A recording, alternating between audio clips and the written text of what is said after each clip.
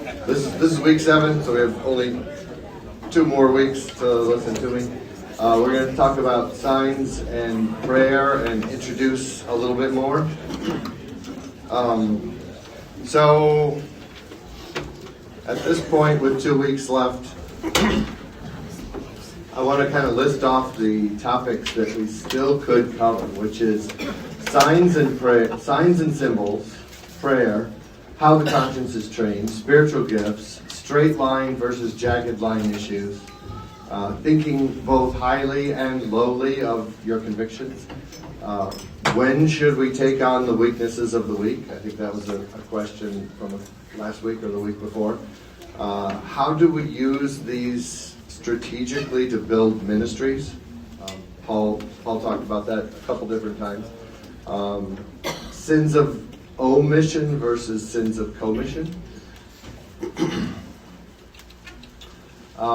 Sins of omission and guilt about everything. And then the last question is, if the accuser, which is a name for Satan, if the accuser is evil, how is the conscience, which also accuses us, good? So that's kind of a long list. But today I'm hoping to do signs and symbols, prayer, a little kind of touch on sins of omission and spiritual gifts. So let's start with signs. A sign and a symbol are synonymous for this purpose. If you want to read more about philosophy of signs and symbols, you want to look for semiology. So if you see this by the side of the road, you know what to do, right? Even if it doesn't have a word on it. How do you know that? Because this is a sign, right? A red octagon is a sign. You know that shape and color stands for something, even if you don't know the word inside. So what is a sign?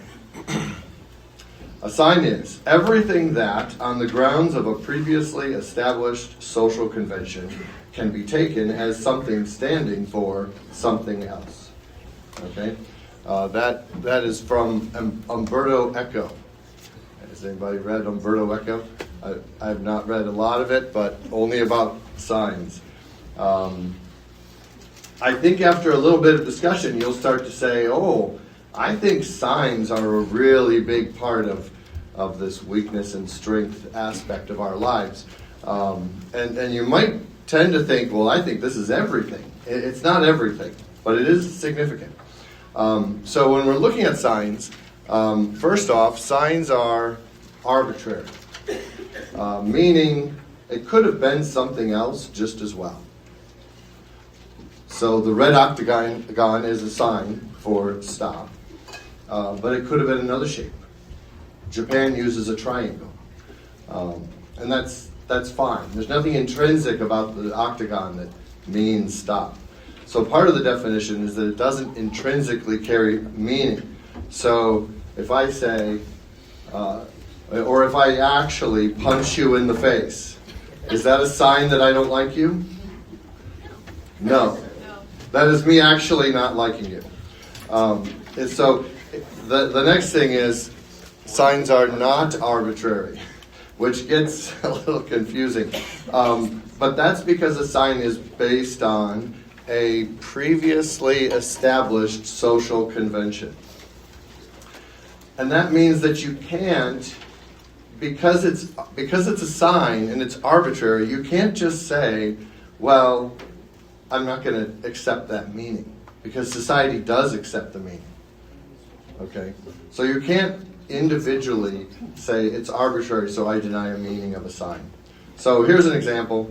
Before sporting events, we rise, we take off our hats, place our hands on our hearts, and we do this all to show respect for our flag, which is a sign for our country. All those acts are signs. This doesn't have to be respectful to put our hand on our heart, but we say it is, so it is. So what if I go to a basketball game And I just don't take my hat off. Everyone else does, but I don't. What would you conclude about me? Disrespectful. Okay, disrespectful. Yes, that's a very likely explanation. It also could be that maybe just for whatever reason I don't know the sign. I didn't know we were supposed to take off our hat, right? I suppose that's possible. And you might even judge me. You might even come to me and say, "Hey, you're being disrespectful."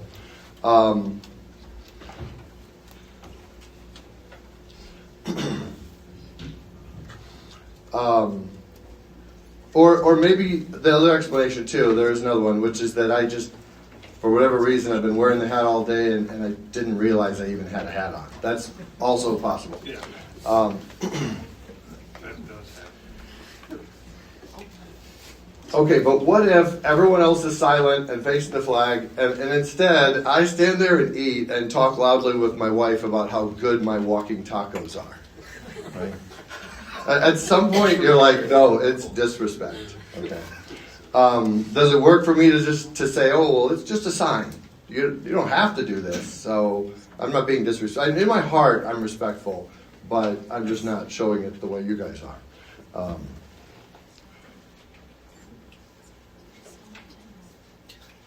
So go back in your mind to Gaius in 1 Corinthians 8 and 10.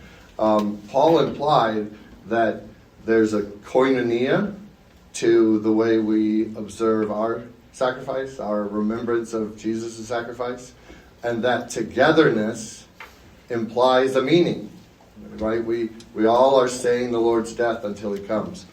And so I think what Paul's implying there is Gaius can't just make up his own meaning, and he can't just make up his own lack of meaning.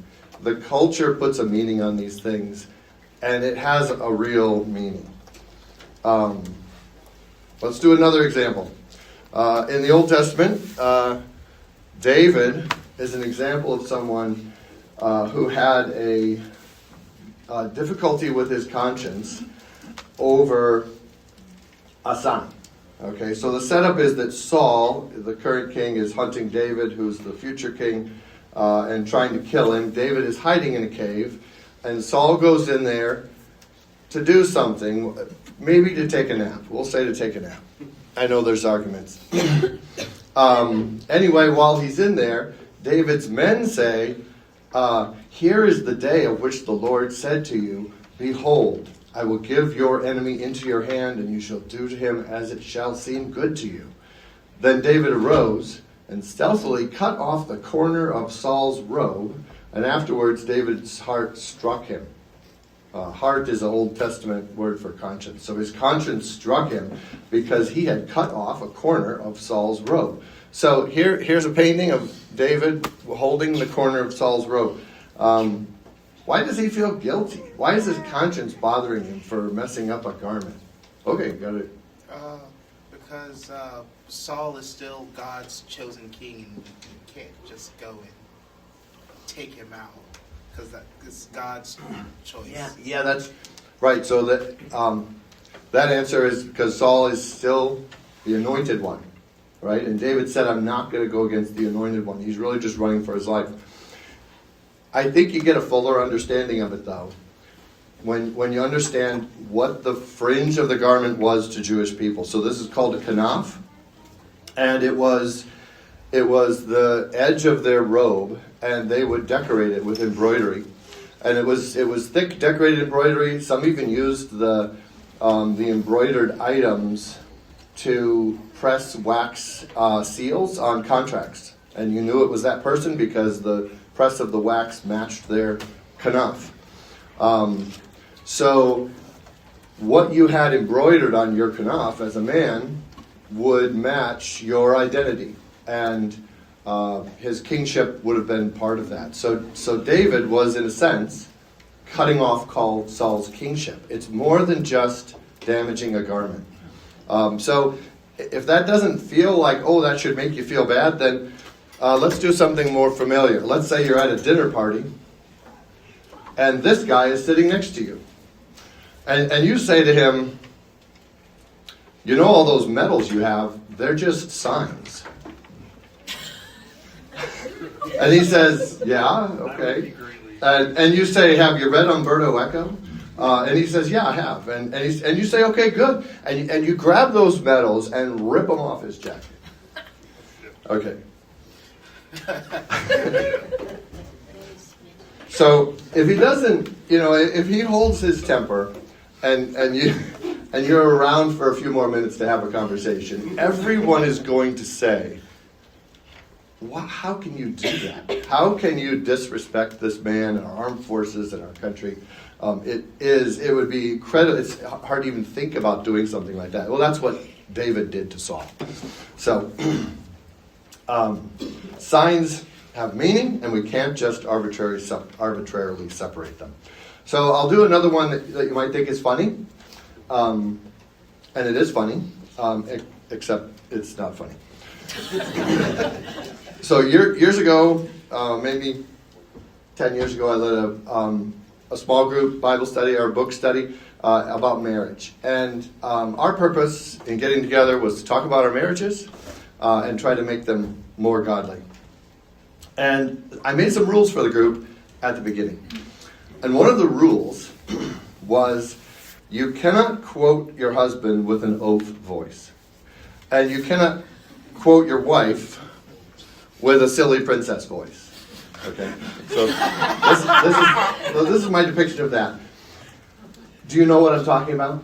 So the wife is telling a story of something that her husband did, kind of a complaint to the group about something her husband did.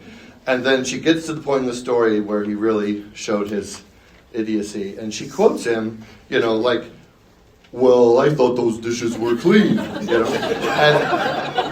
And he's left going, is this what I sound like to you? Like an oath? So we can make it a joke,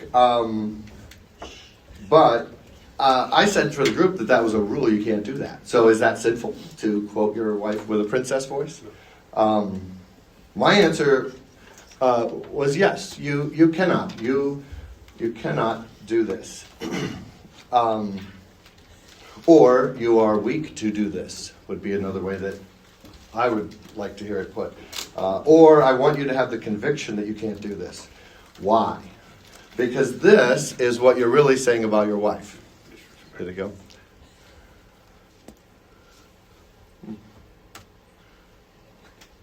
Okay.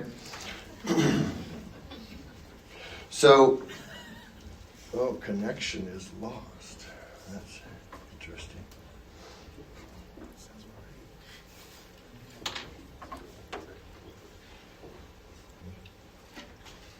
So this class is about the conscience, not marriage. So the question you might want to ask is, am I binding the conscience by making this a rule for my group?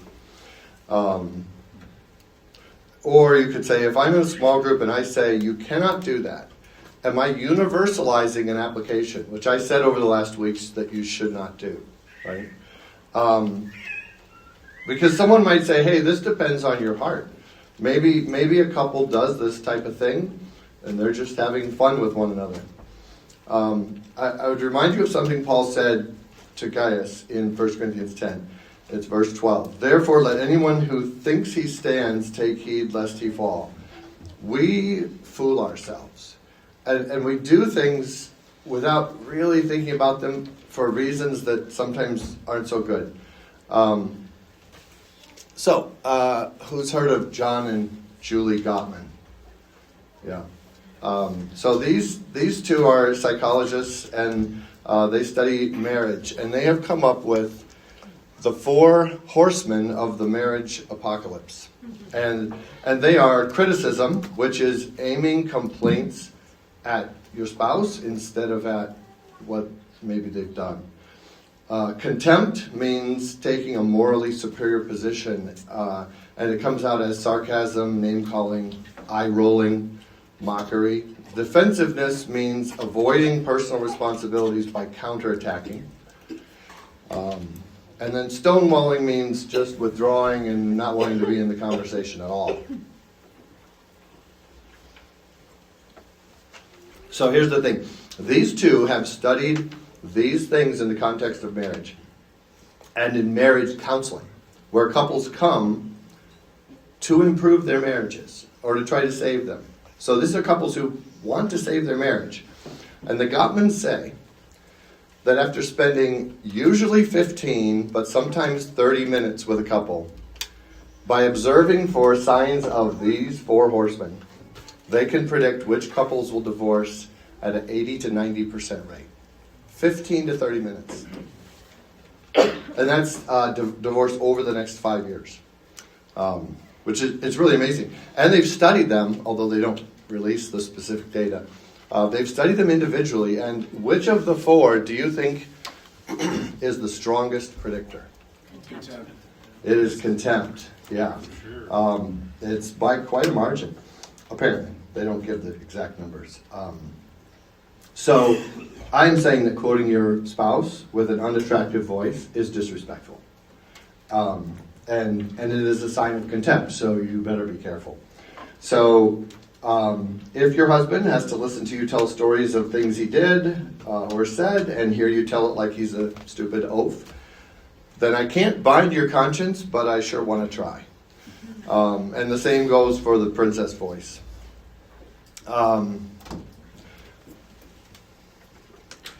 So another sign is hostile or insulting nicknames.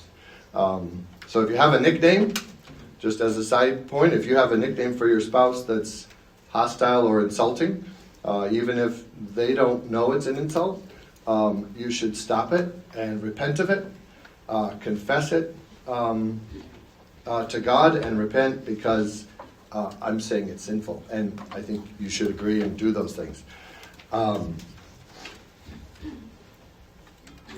So there's a problem with what I've said, which is that I really I defended the rule itself to you and explained why I think it's valid. But I did not answer the question of whether I'm binding the conscience to put it on my group. In other words, am I wrongly universalizing my conviction by forbidding it in a small group? And I'm actually going to pause and talk about that. Hopefully next week we'll talk about building ministries and using this, and I'll address it there.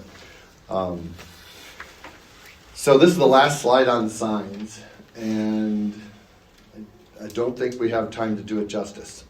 If you find this interesting, the idea of signs and its relationship with the conscience, and especially a conscience that's well-trained or poorly trained, then read The Abolition of Man by C.S. Lewis.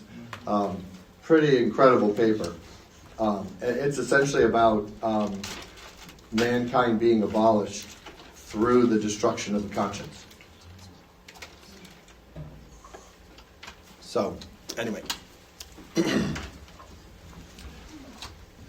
Okay.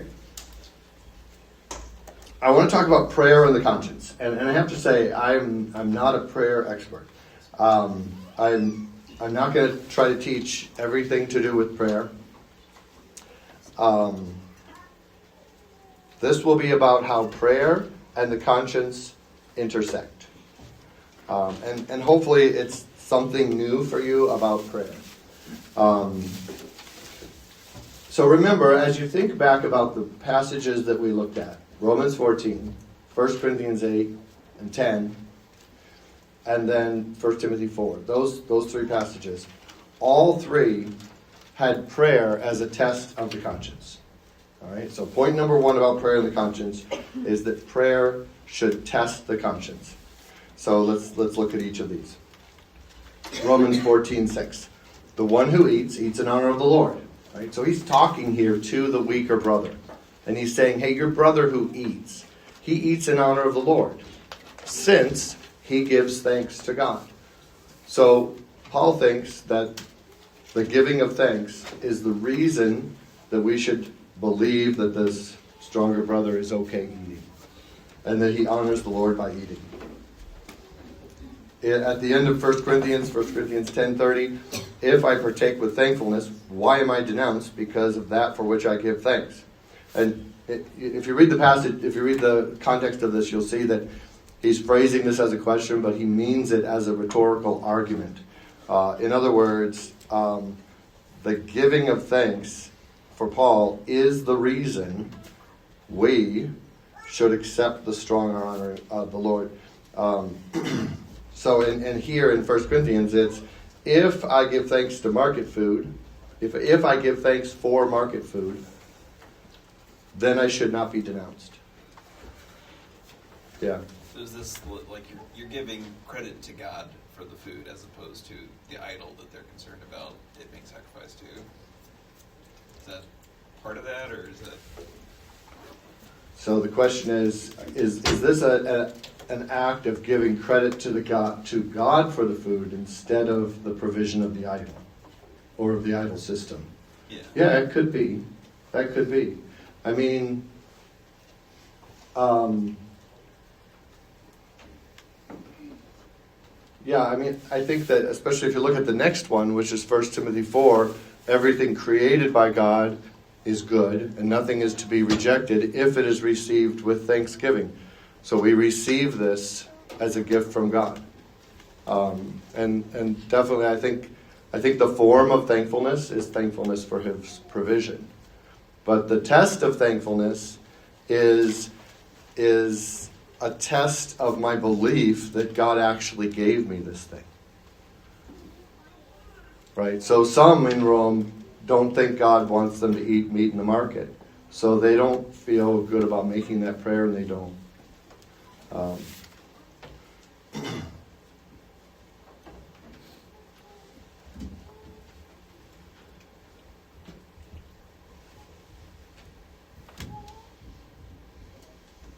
So, in his Romans commentary, James Montgomery Boyce says, can I be thankful is the diagnostic question.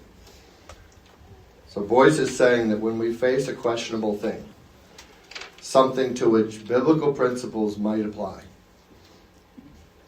we should use, can I be thankful, as a diagnostic question to show the conclusion of our own conscience. Does that make sense? The idea of our conscience being tested and trained is what I want to develop a little bit today. So first notice that the type of prayer depicted in each one of these is thanksgiving. This doesn't seem to be, Paul doesn't seem to be painting a picture of prayer in the sense of asking the Lord for guidance about what to eat and not eat. At least not directly. This seems to me to be more about how we can trick ourselves. And about times when we, in our heart, really know something is wrong, but we do it anyway.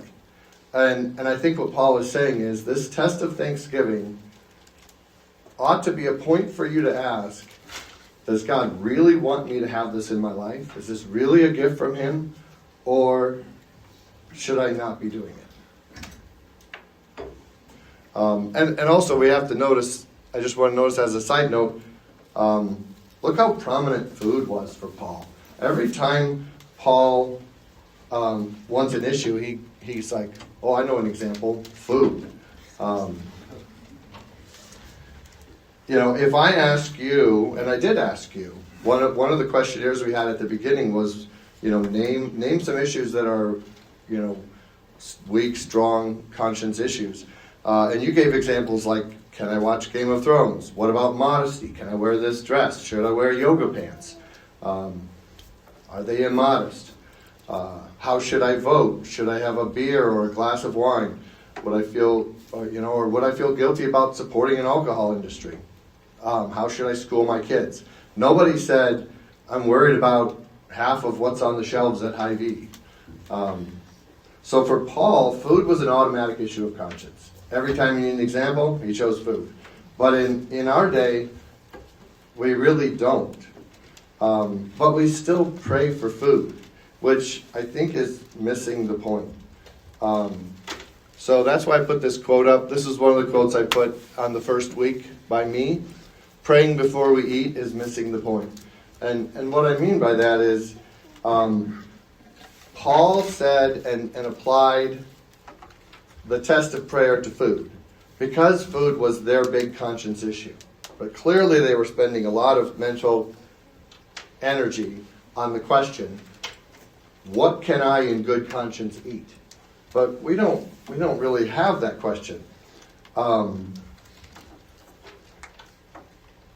We have a lot of other things that sort of set off our guiltometer, that bother our conscience a little bit. So here's a better quote. I'll try to give you better quotes for a lot of my quotes. You say grace before meals. All right. But I say grace before the concert and the opera, and grace before the play and the pantomime, and grace before I open a book, and grace before sketching, painting, swimming, fencing, boxing, walking, playing, dancing, and grace before I dip the pen in ink. G.K. Chesterton lived 100 years ago, right? I don't know, when did he die? Anyway, so we could add some things, right? Before I turn on Facebook, before I hit reply, things like that.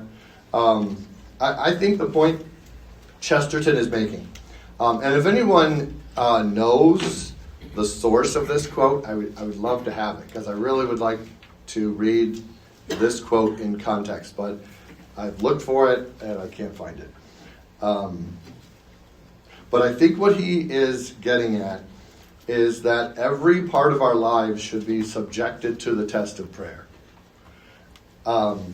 Because prayer forces us to ask, can I thank God for something that I actually don't even think he really gave me? So we should try to thank God for everything we do. If I try to thank God for a TV show, maybe in that moment my heart checks me, right? Because I think, well, okay, did God really give me this to watch, or did I think this was just kind of my time? Does he approve of what I'm going to see here? Or we thank God for the car we're buying, or do we stop when we try to thank God for that because we realize I really should buy a less expensive car because my family needs me to, or my church, or my Lord needs me to, or wants me to. I shouldn't say Lord needs me to. He's got cattle on 1,000 hills. But God tells us to be good stewards of our money. So whatever we buy has to fit in that thankfulness for it. Can I thank God for this as a gift? Or in your heart, if you're wearing yoga pants because you like it that your butt gets noticed, I hope you have trouble thanking God for that. Right? Now some of you are thinking, because I know these are pretty popular, some of you are thinking, are you saying yoga pants are immodest? Are you saying that they're sinful? Don't judge me. Okay, yes, I won't universalize the conviction. And I didn't intend to. I did say, if you're wearing them knowing that you like it, that your butt gets noticed, right? And that's pretty much the definition of immodesty. So, again, this is a test for you and your thinking. And I think what Paul is saying is, prayer, thankfulness for everything becomes a test. And lets you say, wait a minute, what's my real heart on this? So I don't think that this test is a source of information as much as it's a revealer of what's already in your heart. Does that make sense?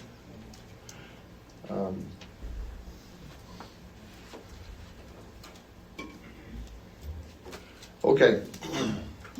The second idea is that prayer shows a tested conscience. The one who eats in honor of the Lord, since he gives thanks to God.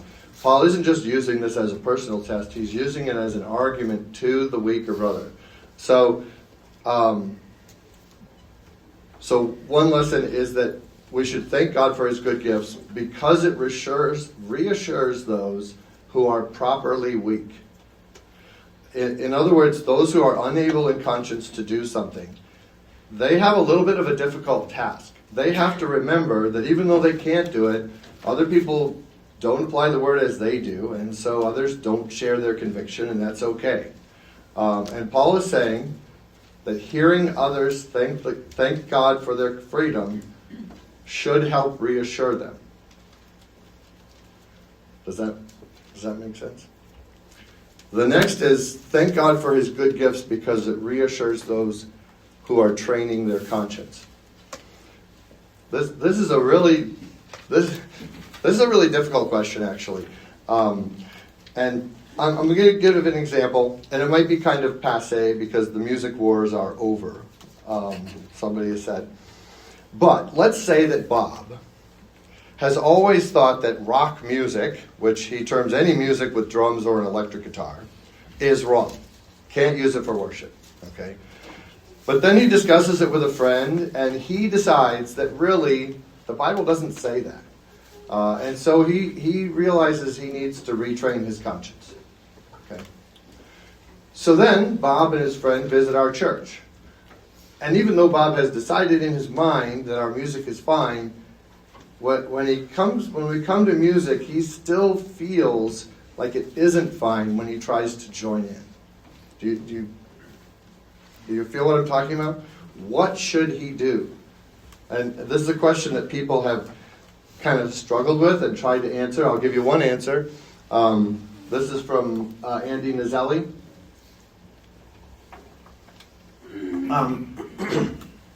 He wrote a book called The Conscience. Very good book. He says, you are calibrating your conscience when Christ, the Lord of your conscience, teaches you through his scripture that your conscience has been incorrectly warning you about a particular matter, so you decide no longer to listen to your conscience in that matter. Okay, I think I don't exactly agree with this. I agree with it somewhat. I think it needs a little correction. Today we're only going to correct one thing. And that is one other thing that Bob should do. Okay, regardless of whether Bob decides to join in singing with us, he should join us in glorifying God. Okay, and how should he do it?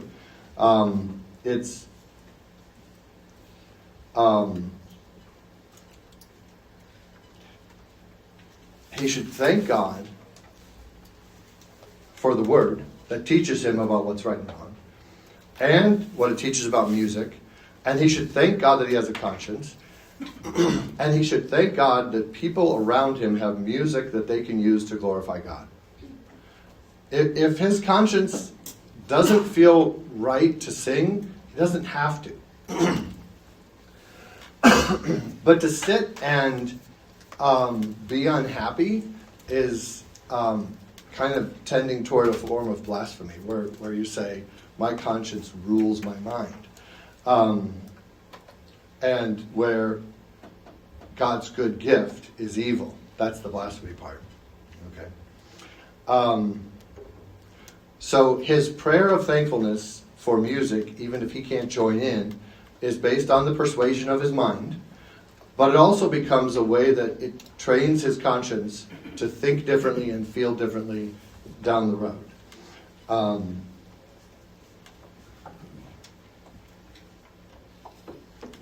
Okay, the next point is thank God for his good gifts because it reassures those who are weak when they shouldn't be. Okay, I'm going to give an example here that has to do with sex. And if you're not married, sorry. I think we all benefit from knowing God's will for certain situations. Even if we're not exactly in one of those situations, I won't spend a long time on it. I've known couples in which one partner has feelings of shame with regard to sex. And it can make a lot of difficulty in their marriage. Maybe they were simply brought up to believe that sex is dirty. Or maybe they were abused.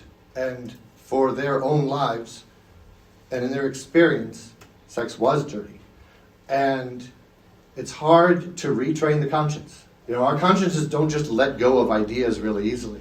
And so what I'm saying here is if your spouse is struggling with this, it may help them to hear you thank God for sex, right? Because prayer will show a tested conscience.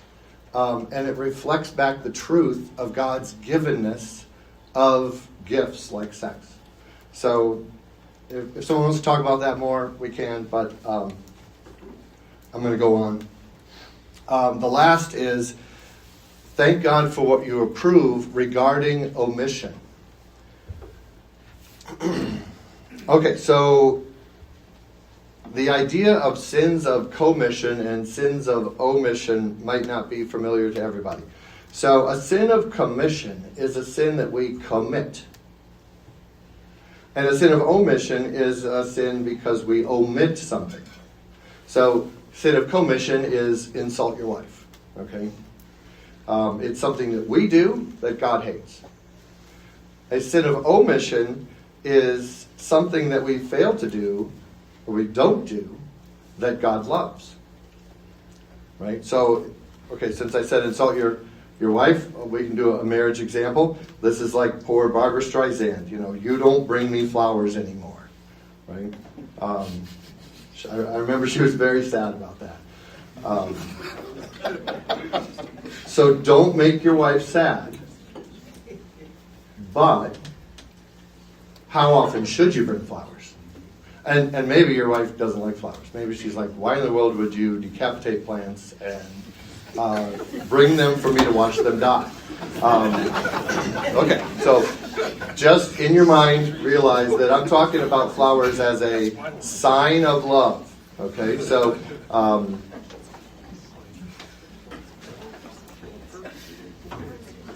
I think it's still a really valid question. How often should you bring flowers? And after what period of not bringing flowers should your guiltometer go off as a husband? Right? This is the difficulty with sins of omission.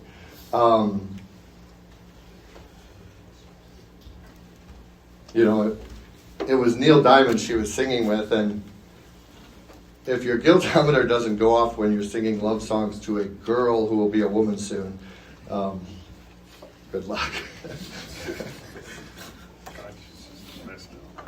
Yeah, a lot of strange songs out there. Okay, so what are potential sins of omission? Andrew Bolthouse gets up from time to time and says, we need help in Awana. Forrest says you should join him in evangelism outreach on campus. You could serve in nursery. You could help with youth ministry. You could go to our church's theology classes at Dark 30 every Tuesday morning. That training can help you serve our church and your family. You could help at Alternatives Pregnancy Center. You could lead a small group. You could visit shut-ins. Some people don't get visits at all. You could evangelize and work with the goal of seeking racial togetherness in our church, in order to highlight the fact that the gospel is for all peoples, tribes, and tongues. And you could start learning Bosnian for that purpose. Or you could evangelize in your own neighborhood, even though they're from your own tribe and tongue. You could love others by serving at Big Brothers, Big Sisters. Maybe you have musical ability and you can help in worship. Maybe you have administrative abilities and you could serve as a secretary of your church. Read Romans 12, right? If you have this gift, then use it over and over again. So I could go on and on, but my purpose here isn't really to discuss any one of these issues. It's about the conscience. And which of these should you feel guilty about not doing? All of them? You won't be able to do them all. Even if you quit your job, you can't do all those things.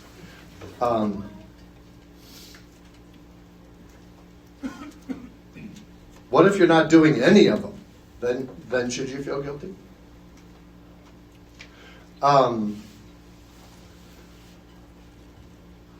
What if you know what your spiritual gift is and you're not using it? Or what if you've never even said, hey, I got to figure out what my spiritual gift is? So sins of omission is much more difficult, and my plan is to leave you thinking about this. and hopefully answer it somewhat.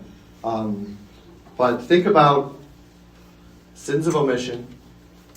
What should I be doing? Where should I feel guilty if I'm not doing? And how does prayer fit into that? I'll leave you thinking about that till next week.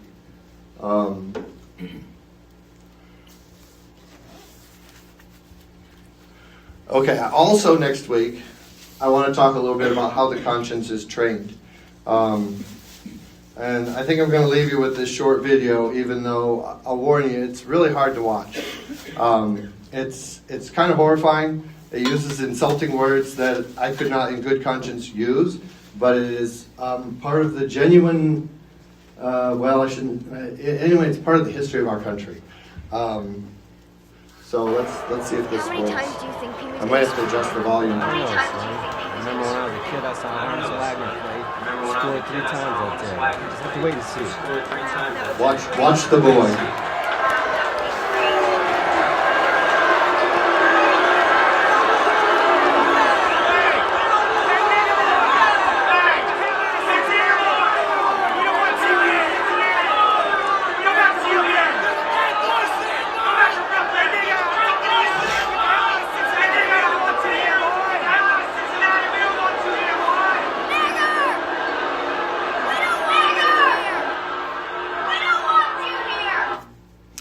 So,